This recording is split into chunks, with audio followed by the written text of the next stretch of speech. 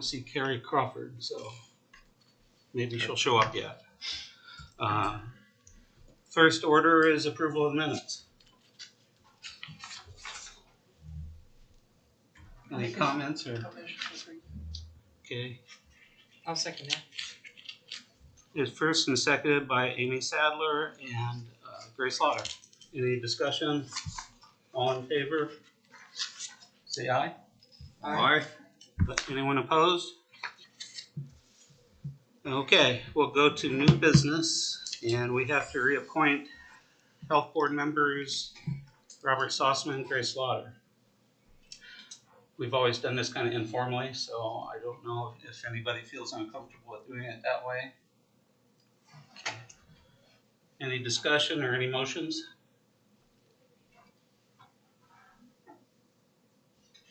Motion to approve both. Okay. I'll second that. Okay, Dr. Lieb and Dr. Sadler. Anybody opposed? Motion passed. Now we have to do reappoint health officer Mark Burkett. You want to go out? You don't have to. Yeah, you have a campaign speech, don't you? Do we have a motion? I move that we appoint Dr. Burkett for another term. Second. Okay. Any discussion? All in favor say aye. Aye. That's passed. Then, is there any other new business or anything we need to do, Scott? Just to talk about the budget. As of right now, the budget that was submitted that you approved is going to stand, as far as we know. Haven't had any more news from the state that says that it's not. As far as increase for pay for staff, that hasn't been discussed yet. That won't be till September. If it does, it'll probably be the last for a couple of years. The 27 and 28 fiscal year look fairly bleak because of the secondary cuts go in at that point. So we'll see how that goes, but we'll cross that bridge when we get there. Okay. Other than that, nothing. Okay. Well, Scott said that they had trouble hearing people from the back, and so we want them to go to the podium. Is that what you wanted? Or talk louder. Okay. If we think we can do that, we'll start with Dr. Burkett.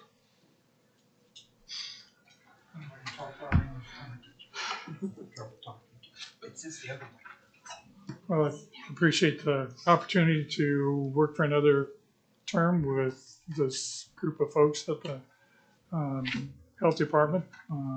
As you can tell from their reports, a lot of things going on.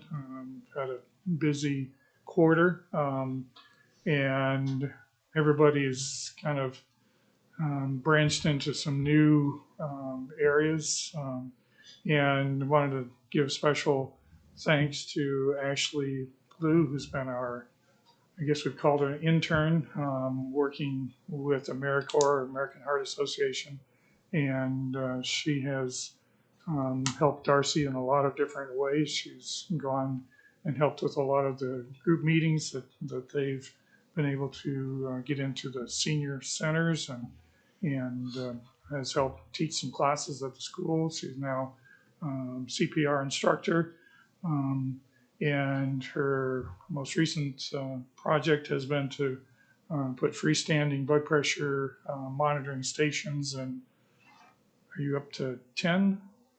Coming up to 10 locations, hopefully. I think if she gets one in this building. And with those, she has recommendations from the American Heart Association posted with each station as to what they should do with particular blood pressure readings. And that's been quite an accomplishment to get those into the senior centers and kind of all over the county. And so we thank her for her service. Her term will be ended the end of August, as budget cuts in the federal government have cut back on funding for American Heart Association. So we just want to kind of make recognition and thanks for that.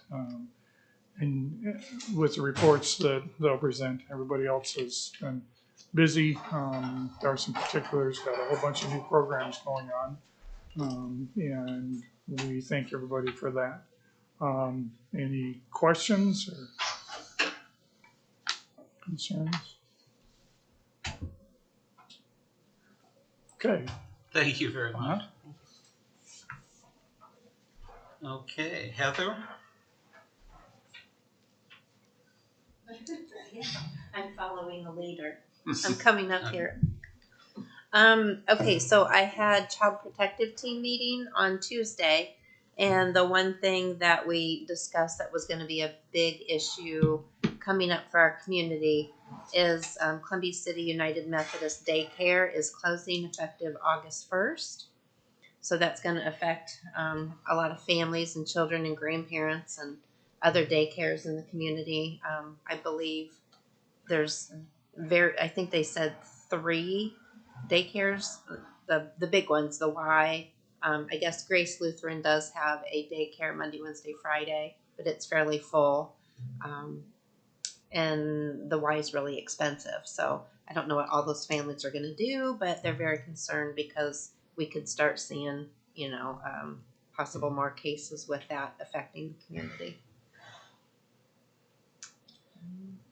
That's all I really have. That's sad. My grandkids went from 4 to 2, and it's hard to get daycare. So, question, Heather. So, every time we have a big increase in or much higher dog bite issues, and I had an experience. My neighbor has wonderful pit bulls, and I was out cleaning a bunch of stuff out around in the yard, and that thing came right at me. If I hadn't had a pitchfork in my hand, I thought I could have gotten attacked. So, what are on the laws and the statutes of the county as far as these aggressive dogs?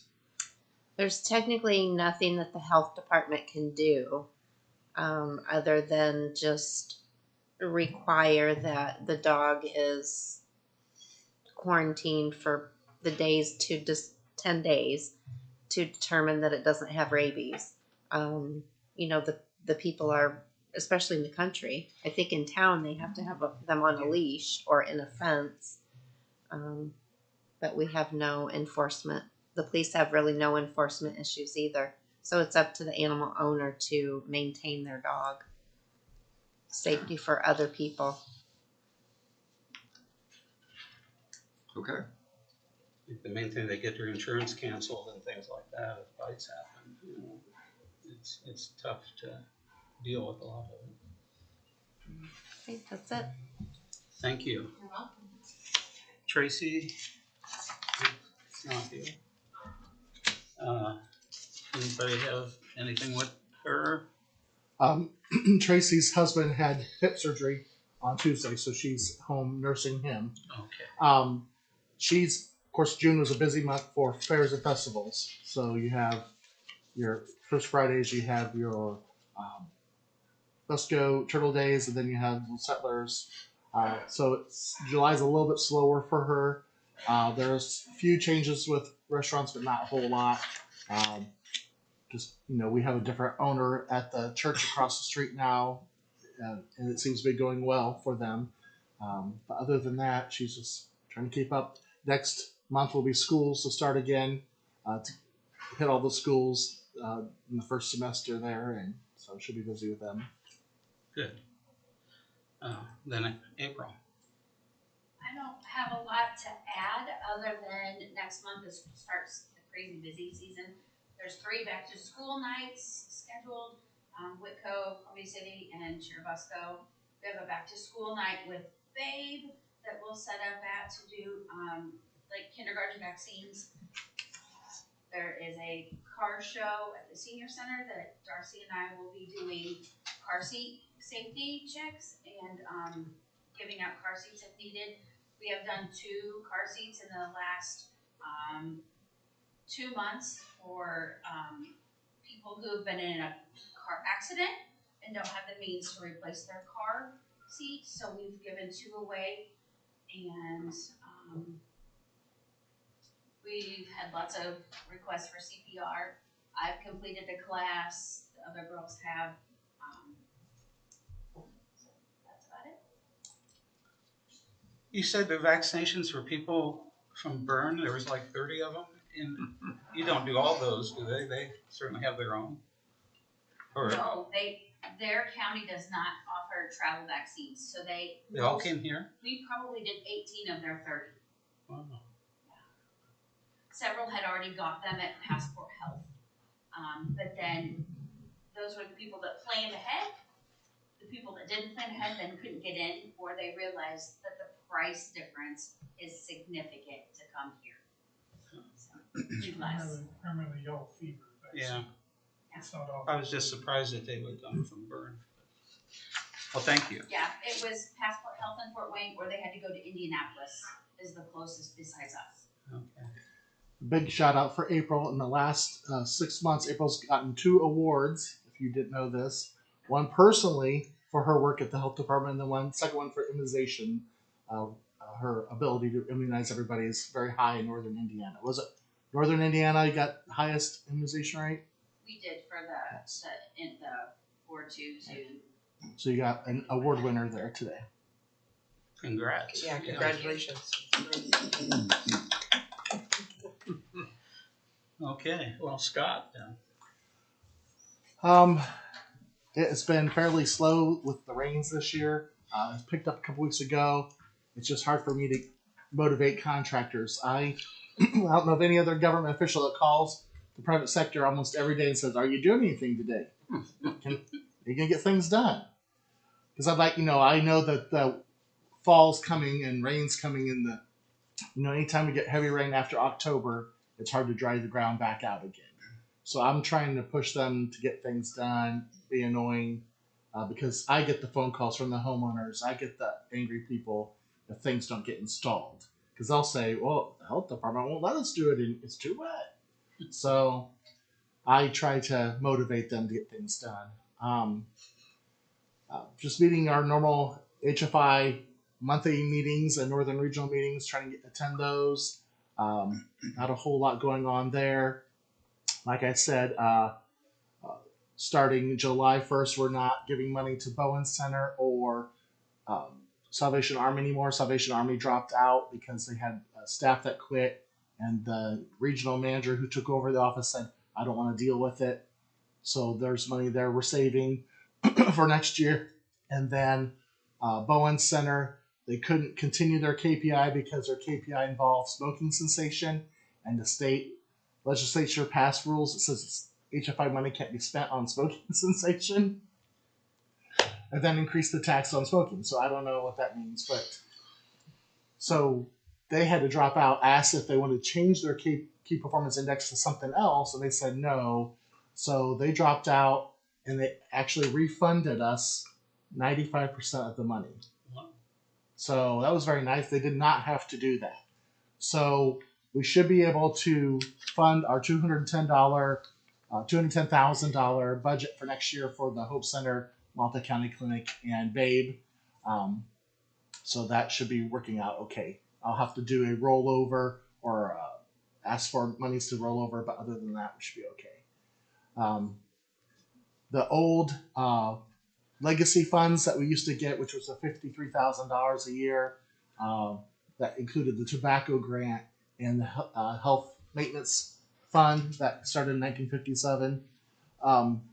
Those will almost be gone by the end of next year.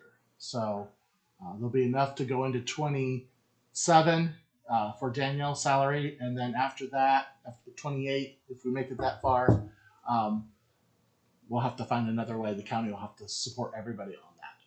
So those funds will eventually go away. Unless, of course, HFI gets increased somehow, and then we'll refund everybody on that fund. But otherwise, Mike's been doing tattoo and lodging. Haven't had any complaints there. The Holiday Inn Hotel pool is finally open. It closed last August. Opened up in July. They do have some stuff they need to fix, but their water tests have been coming back okay. Most other people are compliant. The Quality Inn Hotel pool has been closed since February, and there's no intention of opening up at this time. Um, haven't had too many other. It's been kind of quiet, so I'll knock on wood. On complaints for other things. People call in about mold all the time or bugs, and I tell them there are no indoor air quality standards. In fact, we had a lady that has verbally threatened to sue me and the health department that was at the Bluebell lofts, and went to the attorney general at the state and all kinds of people, even Ken Nunn, if you know who Ken Nunn is. They dropped the case because they realized there are no indoor air quality standards for residential spaces in Indiana. Only hospitals and schools have indoor air quality standards. So, because if you know anything about molds and fungus, there are thousands of types, and there's no way to say this is too much or that's too much, or it's just it would be crazy to try to do that. So there are no standards. So when people come in and say, I got mold in my house, yeah, you probably do have mold. Everybody has mold or fungus in their house.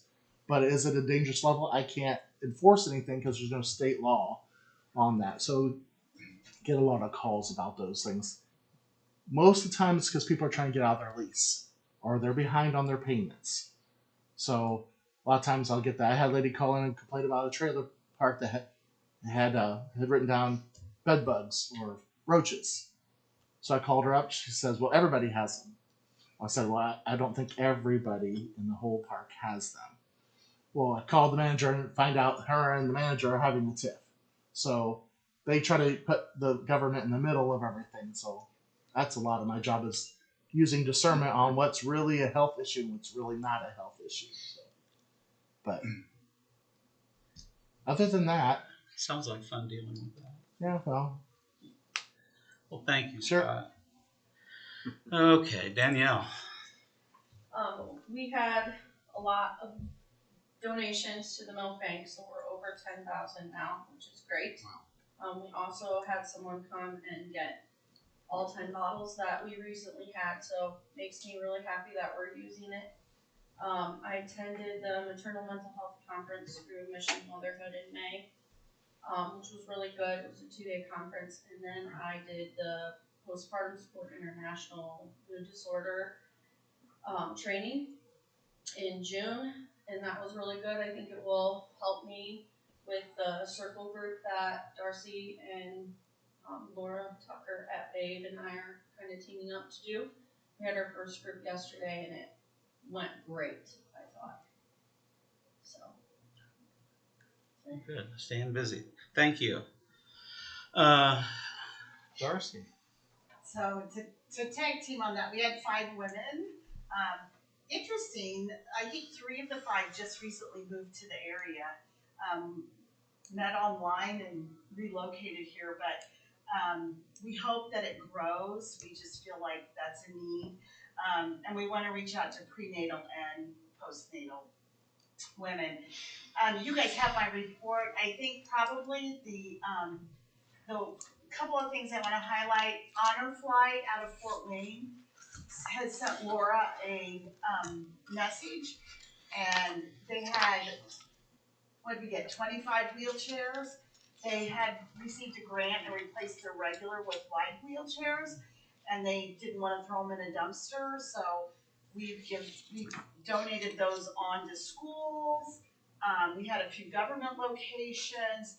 A lot of the senior housing complexes needed them, so if somebody needed to go to the grocery store, it's a lightweight chair they can throw in and bring back. So I think we only have maybe 8 left out of those 25. So we've done a good job getting those out. And then I was able to connect with Honor Flight, and we have a lot of veterans that don't sign up or go, and so they've given me the information to help reach out to veterans. I think it's important that they know that's an opportunity for them. So I'm working on that, and then August, our first Friday in August, will be with Purdue Extension on car seat safety. And just to let you know, the back to school night at Babe, I just love this. Anthem, Medicaid reached out and said, hey, we have hundreds of school supplies. There are bags with supplies in them. Do you know any way we can distribute these in Whitley County? I don't know why she picked us, but she did.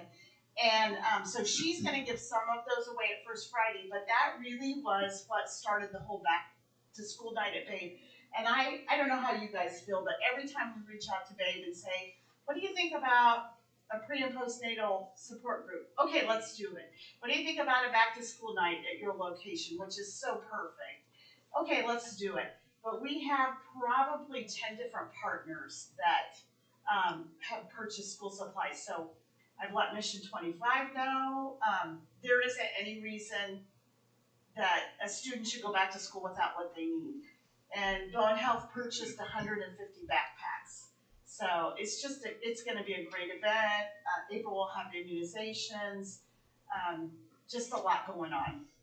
And I have toothbrushes and toothpaste that I'll be handing out and dental health information. So, so that's going on. And I do want to thank April, a shout out to her. We had women's wellness, that continues to go well. Attendance was down a little bit. We only had 17 this month, but with her skills, she made everyone a keychain. So the women loved it. It had inspirational messages on them, and it was great. We have a pharmacist speaking next month. It's not you, Bob. Next year. Next year. Okay, shit. So lots of things in the works. I'd like to do a fall prevention class, but still trying to find location. There is some startup money involved, so that we can look at that down the road. And I think the biggest thing is just how do we market all the stuff that we have available? How do we let people know? I met with Heather Ward, a nurse practitioner, and she said you need to get out to the offices with a list of everything that you have available. So maybe when things slow down after summer, we'll start marketing. So that's where I'm at. Sounds like you're busy. Yeah. It's fun. Did Ashley have anything to add to her? No, I mean, Dr. Burkett pretty much covered most of them, and working with food pantry and one of the local churches to get a cardiac emergency response plan going for them. I sent out emails to other churches. I've got some back said that they already have them or they did it with the Red Cross. Other ones asked about getting their AED pads replaced because they realized that theirs were expired after I asked about their stuff. So it's going on. Okay. Well, thank you. How about a round of applause for her? Yeah. Okay.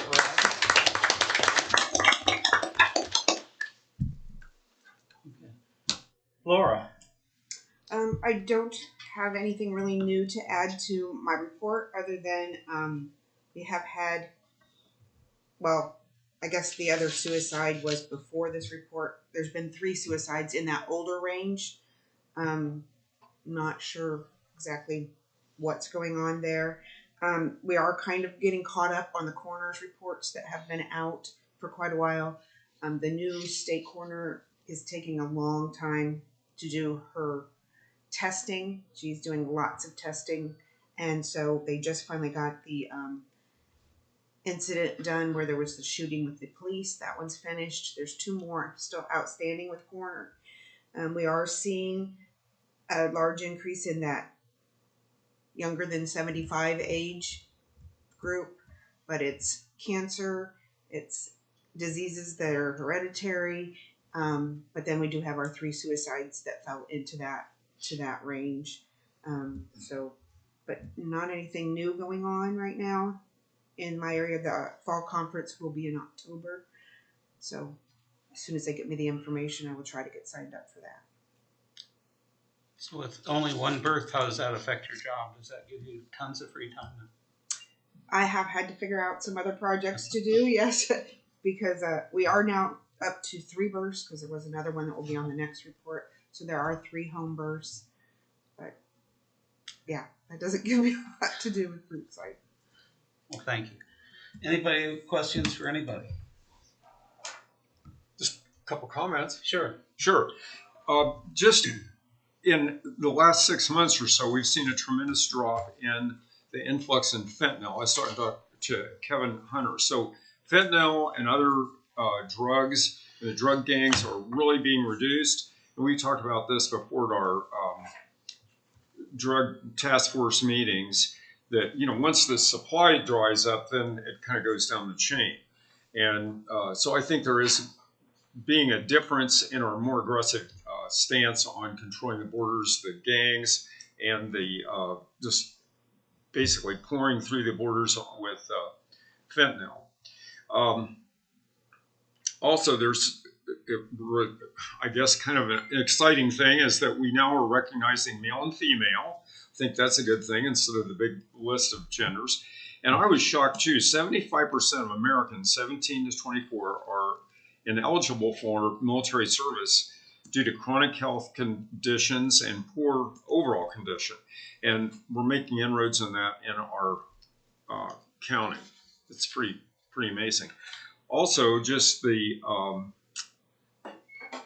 number one cause of death. What do you think? Heart disease. How about by a big shot, abortion? 1,038,000. It's just astounding. And next is heart disease at 688, cancer 561, and 402,000 abortions were funded by Planned Parenthood. So anyhow, that's kind of a concerning thing. And as of this morning, we talked about this a little bit, the state of Indiana still has the COVID vaccine recommendation for 6 months and older. It's still on their website. So maybe we could call Lindsay Weaver today and ask her to take that down. And from the International Journal of Cardiovascular Research and Innovation, quote, we urge governments to remove the COVID-19 mRNA products from the market due to the well-documented risk of myocardial damage, a risk that is strongest for younger males under 40. Also, I'm getting reports from my experiences in oncology and these other specialists that there's a big increase in esophageal cancer in a younger age group, which is surprising. And they can't really track, say, did you have COVID-19? But the nurses tell me they do, which is interesting. High percentage of those did have the COVID-19 vaccine. And so I just want to clarify, are you blaming the vaccine or the virus for the increase in the vaccine? They actually had. There have been studies for that? There's not supposed to be studies for that. They can't record that, according to, No, they can track who had a vaccine and who has esophageal cancer. So this is a place where we should be talking in more scientific terms rather than the emotional terms. I feel like you're getting towards. It's not really emotional. From the journal, there's a lot of books out on this, and I didn't want to bore everybody with a lot of information, but I'm just saying emotional stuff. Here's an interesting article. That's not fact, though. That's opinion of those nurses. Would be mine. Right, but that's how statistics get started too. And also, I'm talking to a couple of physicians that they're seeing younger people that had their vaccines, they're having trouble with fertility, and they're not sure why that is. That's kind of a strange thing too. So again, I think it would be very appropriate from our standpoint to wait until there is data proven to show that there is a concern before we start addressing it in our forum. Well, my point is just for an educational for the board on what's out there and some of the things that are going on. And I'm sure the board realizes some of this, but there's just some different interesting statistics and disturbing things that are. But I'm not hearing any statistics. That's what I'm saying. Is you're just saying this is an association that they have made. There has not been causality proven, and that's what I think we need to avoid as a board. Sure, I agree. Waiting until we have. I agree statistics. 100%. But they've cooked the books on a lot of stuff, which they're finding out now too. So anyhow, just letting you know, and some of the I things just thought it was like the interesting. messenger RNA. There is research. I just read one on pancreatic cancer that they've done. No. That they had pretty amazing success. No. And when you read how that stuff was developed, it's amazing. Well, it is. She won the Nobel Prize. No, and everybody's afraid of it, and I'm not really certain why.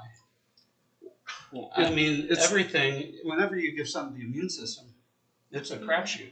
I mean, Absolutely. so and there's some people. If you give virus or 6 vaccine, billion it's, doses of COVID, somebody's going to be complicated. sick the next. sure.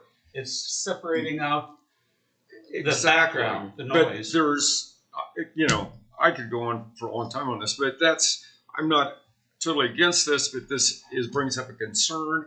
And as health departments like Dr. John Snow that locked the pump down in England in 1856. You know, there's got to be a start, and it's a significant start in our country in pretty widespread areas too. So anyhow, just giving you information, and I just thought that was interesting.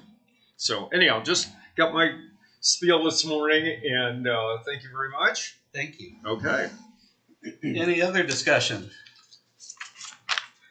Do we have a motion to adjourn the meeting then? I'll make that motion.